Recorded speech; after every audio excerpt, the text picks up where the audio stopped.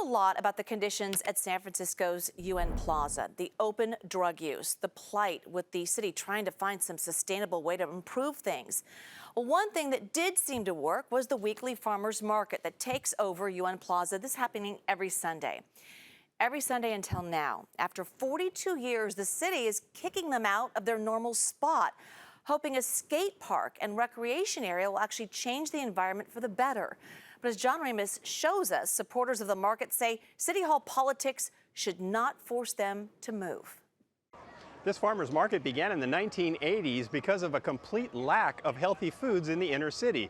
But now advocates say there's a lack of respect for the people who have been fulfilling that mission for more than 40 years.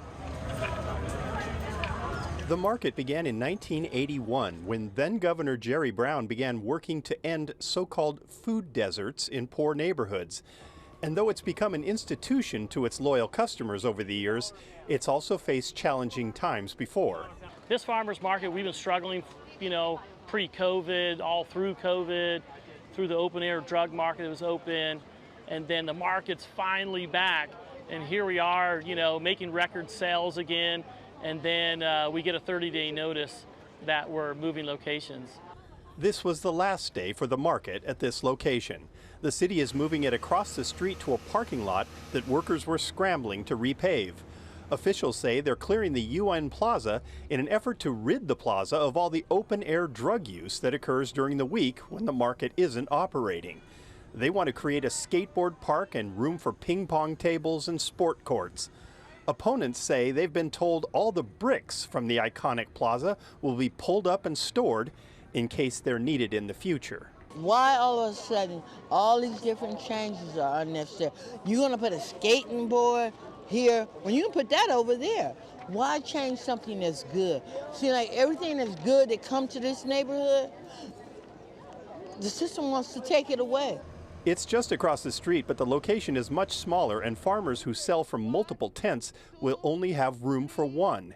And their trucks will have to be moved to some as yet unknown spot. The city took the action without any input from the farmers or the customers, so on this day, they offered their thoughts about the new location. Because it's not convenient to drive 5 hours to have one tent. What can she put in one tent? Look, she's losing 3 tents. No business for her. Come on, folks. No tie downs, no water, no light at 4 in the morning. 42 years. Look at this function. Trucks, organization, people, farmers input. Protesters marched down the street to City Hall for a rally on the front steps. The suspicion is that the city is worried about being embarrassed when world leaders arrive in November for the Asia-Pacific Economic Cooperation meeting. Supervisor Aaron Peskin has no doubts that's what it's about. I understand that APEC is coming, but this is not the way to go about it. Listen, we all know that United Nations has its challenges, but this is akin to bombing the village to save it. This is one of the things that works that we need to uphold and uplift.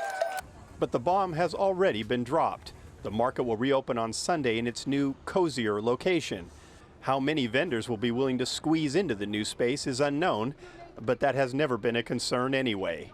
The farmers are being squeezed by the politics of a city that deals with drug addiction by building skateboard parks. The City Recreation and Parks General Manager Phil Ginsburg reportedly told the market managers that the relocation is just a 2-year pilot program. They say they were told if it doesn't work, the bricks and the market can be returned to the plaza in 2 years.